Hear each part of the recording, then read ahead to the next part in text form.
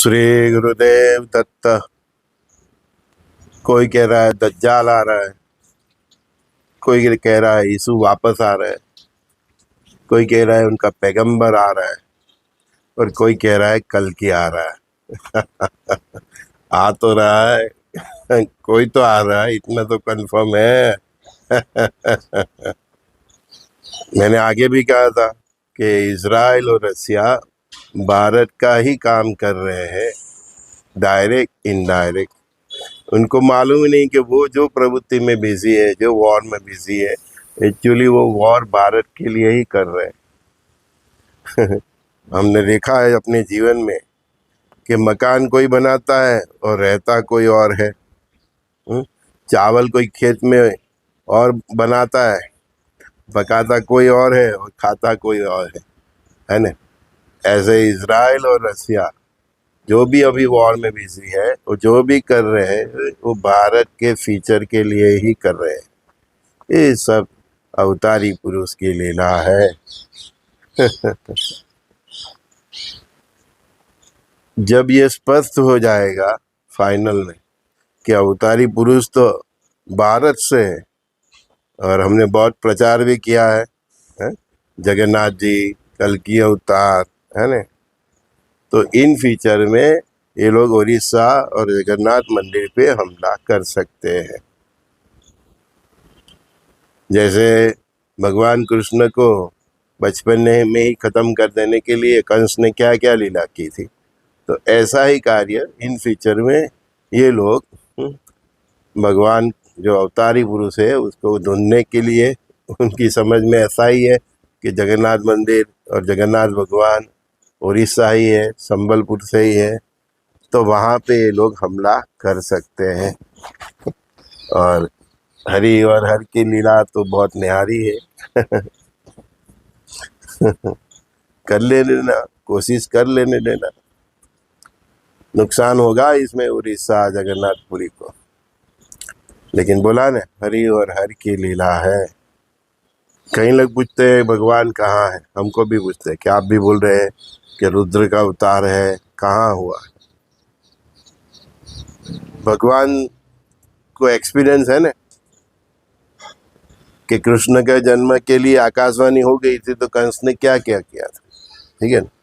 तो इस बार भगवान ने गुप्त रखा उसके भक्तों को, उस अवधूतों को, संत को जितना बताना है उतना ही बताया। आगे परमात्मा बताना ही नहीं चाहते, बस एहसास कर रहे हैं, सामने आ रहे हैं और आगे की बात बता रहे हैं।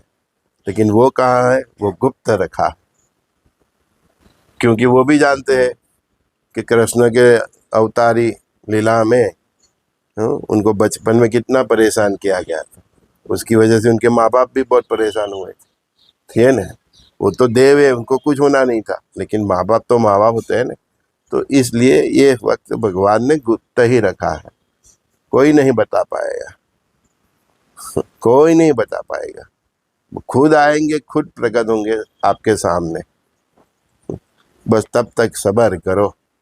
तो संभावना इतनी है कि 2027 से 32, 35, ज़्यादा से ज़्यादा 38 तक वो अवतारी पुरुष सामने आ जाएंगे, क्योंकि अवतारी पुरुष को 2038 से तो सुवर्ण युग की स्थापना करनी है भारत से, और पूरा विश्व में 1000 साल की।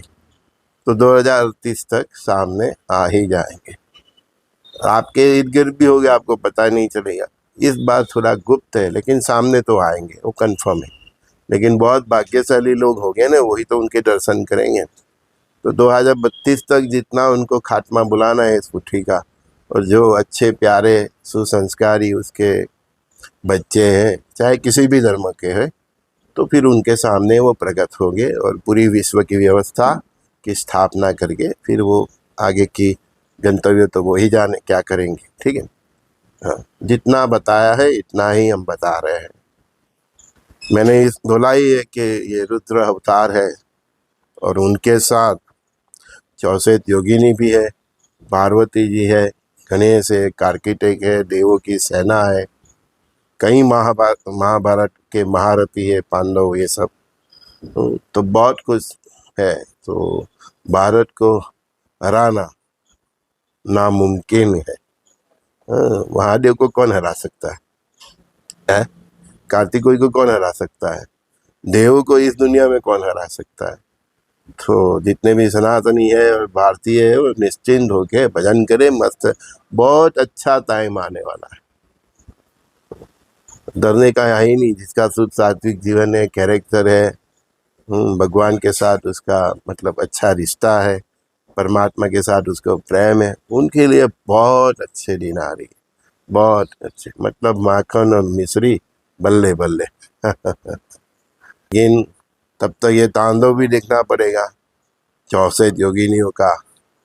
और वो अवतारी पुरुष निकलेंगे तो, और 64 योगिनी तो दिशाएं चित्कार करेगी, ऐसी भयंकर गर्जना करेगी कि पापी लोगों का तो कहीं का तो हार्ट फेल यूं ही हो जाएगा, ऐसी गर्जना होगी। गर्जना, ऐसा गुरु महाराज बताते थे कि उसका डर इतना होगा कि पापी लोग का तो हृदय यूं ही बैठ जाएगा, इतना प्रभाव है। मैंने बोल दिया है कि अभी तक हमने जो भी अवतार देखे हैं, राम कृष्ण जो भी, उससे ये बहुत हटके है और बहुत भयंकर है। पापी लोगों की तो बैन बजने वाली है, चाहे वो कहीं भी छुप जाए। परमात्मा की दृष्टि से कोई बचा रहता है क्या? हाँ, क्योंकि आपके भीतर आत्मा स्वरूप में तो वही है। हाँ, एक सिम कार्ड तो है ही। तो ढूंढ ही लेंगे आपको। सुधर जाओ, नहीं तो आपकी तो फिर बैंड बजने वाली है, पक्की बात है। अमेरिका से पूछ रहे हैं, यूके से पूछ रहे हैं, कल कनाडा से पूछ रहे हैं। अमेरिका भी टुकड़ों में बच जाएगा। मैंने बोला है कि विश्व के 5 महासत्ता के जो प्रेसिडेंट है उसके माथे पर तलवार लटक रही।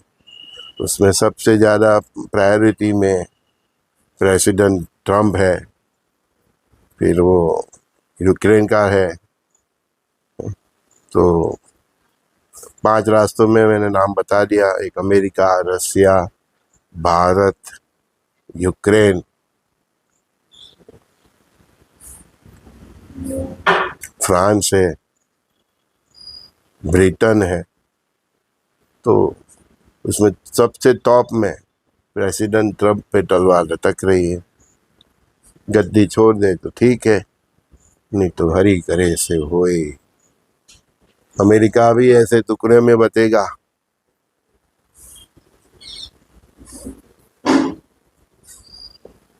पाकिस्तान तो बचने ही वाला है, आपकी नज़र के सामना है। बांग्लादेश भी होगा, और सब ये टुकड़े इन फ्यूचर में पाकिस्तान, बांग्लादेश, इवन अफगानिस्तान, ईरान तक नीचे, म्यांमार, सब यूनाइटेड स्टेट ऑफ भारत जैसा बन जाएगा। मतलब भारत भी एक महासंघ बनेगा, सब जगह हुकूमत हमारी होगी, सरकारी व्यवस्था हमारी होगी, पुलिस मिलिट्री हमारी होगी। बस वो लोग अपने हिसाब से जिएंगे। जो भी बचा कचा उनका धर्म होगा, उसको वो अच्छी तरह से जिएंगे, अच्छी तरह से जिएंगे। फिर उनको लगेगा कि नहीं, ये राम राज्य, ये राम ही हमारे लिए बेस्ट है, तो वो सब धीरे धीरे सनातन धर्म में आ जाएंगे। एक ही धर्म की स्थापना होनी है, वो कंफर्म है, वो सनातन ही है। सनातन मतलब ब्रह्मांड का सत्य, और वो तो वो युग पुरुष है, वही स्थापना करेंगे। वो जो स्थापना करेंगे, जो बताएंगे, तो हमारे हिंदुओं को भी कुछ बात हजम नहीं होगी, लेकिन माननी पड़ेगी उनकी बात, दूसरा कोई रास्ता ही नहीं। हाँ, क्योंकि हम सनातन से बहुत विपरीत जिए हैं ना। मैं बोलता रहा हूँ कि हम आधे अधूरे हिंदू हैं, तो आधे अधूरे हिंदू उनको भी पूर्ण बना के रहेंगे। समुद्र में ऐसा जल आएगा कि समुद्र के किनारे रहते हुए एशिया के देश, यूरोप के देश, सब मिडल ईस्ट, चाहे कोई भी, जो भी देश समुद्र के उसको लगता है, कई देश तो चारे बाजू से समुद्र से घिरे, बहुत पानी आने वाला है। बोला ही है मैंने कि 2032 तक सबसे ज़्यादा प्रलय जल का है। तो अमेरिका है, कनाडा है, ब्रिटेन है,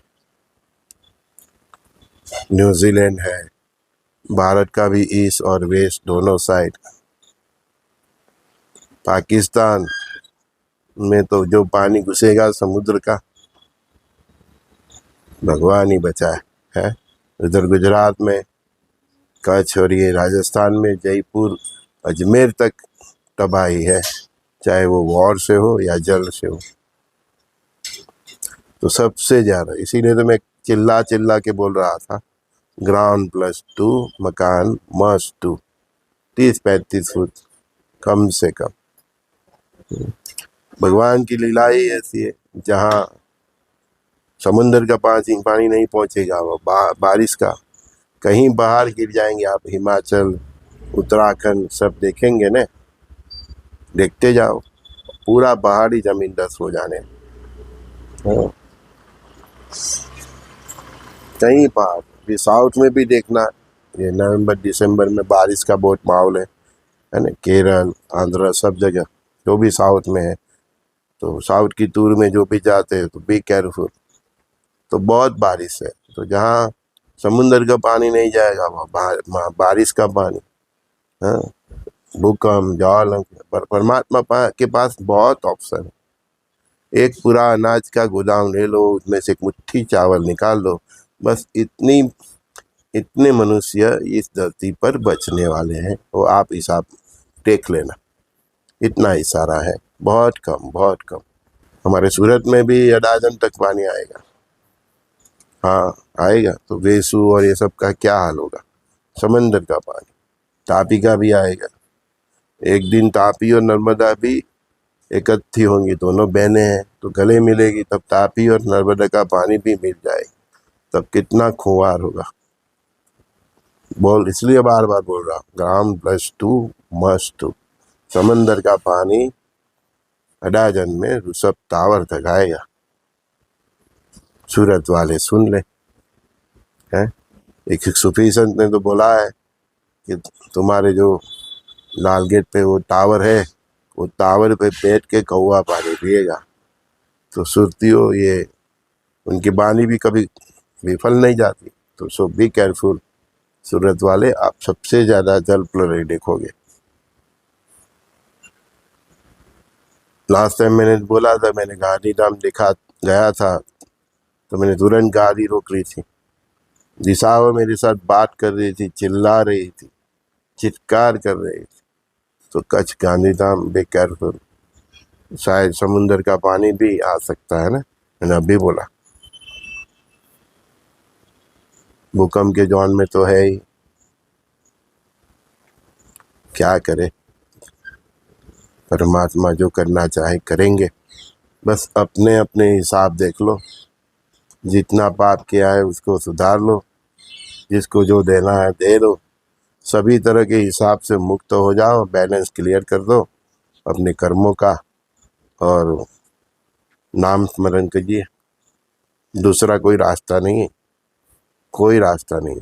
दुनिया के चाहे कोई भी कोने में, कई लोग पूछ रहे अभी रहने के लिए कौन सी जगह अच्छा है। मैं कहूँ भैया अभी तो एक यूएई दिख रहा है, थोड़ा सेफ है, और एक अफ्रीका, बाद में तो परमात्मा की जो इच्छा। तो समुद्र का पानी जब आएगा तो बंगाल और बांग्लादेश पूरा साउथ पानी पानी, सूरत से नीचे वाला पूरा।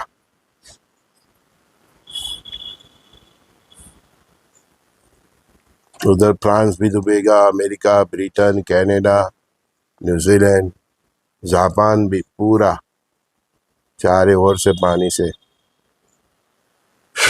लड़ो जितना लड़ना है ले लो, भगवान ने कुछ और ही सोच लिया है आपके लिए। आपके अनुशस्त्रों से पृथ्वी की हालत पतली हो जाए, उससे बेहतर जल से ही सबको ले ले परमात्मा, जितना करना है वो। कम से कम पृथ्वी तो बच जाएगी, नहीं तो ये अणु विस्फोट कर करके पृथ्वी की क्या हालत बना देंगे। सो 2032 तक सो केयरफुल। सबसे बुरा वक्त 27 अप्रैल के बाद आता है, 2027 अप्रैल, और मैंने फिर भी बोला ही है, 25 से 26 खराब, 26 से 27, 27 से 28, 28 से 29, 29 से 30, 30 से 31, 31 से 32, ऐसे हर साल पिछले साल को भुला दे, इतना भयंकर रहने वाला है। तो अभी तो 25 खत्म नहीं हुआ है, 26 के लिए रेडी रह जाओ। 26 में भी बहुत कुछ होने वाला है, ठीक है ना।